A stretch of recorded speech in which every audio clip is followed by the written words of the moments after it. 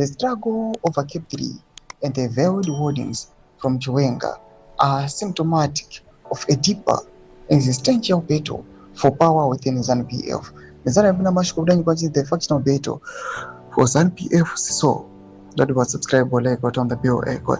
The ruling party has long been characterized by intense factionalism, a legacy that continues to shape its internal politics.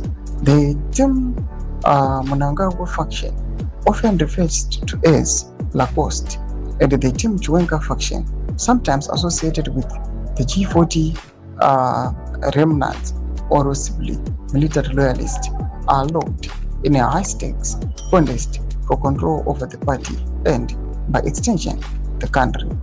Mnangagwa's efforts to consolidate power since assuming office have reportedly involved sidelining Chiwenga and pegging military officers perceived as loyal to their vice president.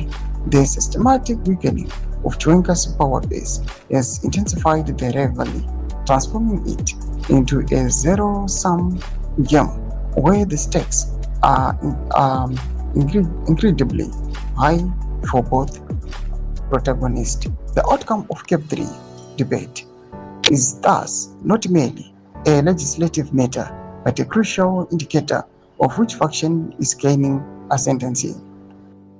The political maneuvering extends to provincial resolutions within ZANU-PF, where various provinces have reportedly endorsed Mnangagwa's continued leadership until 2030.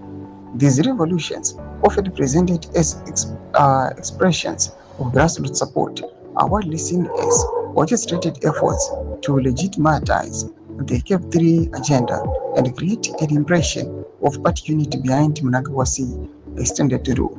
However, the underlying tensions and dissent, as evidenced by Chiwenga's warnings and the parliamentary opposition, suggest that this unity is fragile and potentially superficial. Trauma developments are put in comment section menus of a more page.